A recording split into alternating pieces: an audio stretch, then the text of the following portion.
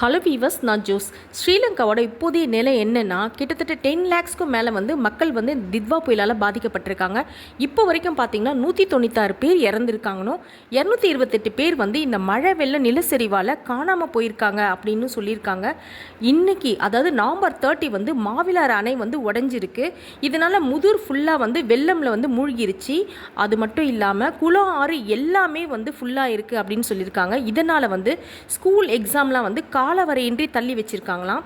ஸ்ரீலங்காவில் இன்னும் நிறைய இடத்துல பவர் கட் ஆனது, கரண்ட் இன்னும் வரலை. எல்லாம் நிறைய இடங்கள் இருளில் தான் மூழ்கி இருக்கணும். 10 lakhsக்கு மேலே மக்கள் நேரடியாக இதனால் பாதிக்கப்பட்டிருக்காங்க இந்த தித்வா புயலால் அப்படின்னு சொல்லியிருக்காங்க. நம்ம இந்தியா நிறைய உதவிகள் செஞ்சுட்டு வருது. ஸ்ரீலங்காவுக்கு இந்தியாவிலேருந்து போர் விமானம் மூலம் உணவுகள் எடுத்துகிட்டு போயிட்டுருக்காங்க. இன்னும் நிறைய உதவிகளும் செஞ்சிட்ருக்காங்க. அது மட்டும் இல்லாமல் ஸ்ரீலங்காவுக்கு அமெரிக்காவும் கப்பல் மூலமாக ஃபுட் அண்ட் மெடிசன்லாம் அனுப்பியிருக்காங்க. இப்போ ஸ்ரீலங்காவில் மழை இல்லைனாலும் எங்கே பார்த்தாலும் ஆறு அந்த குளம்லாம் ரொம்பினதுனால எங்கே பார்த்தாலும் தண்ணியால் சூழப்பட்டிருக்கு ஸ்ரீலங்கா அப்படின்னு தான் சொல்கிறாங்க.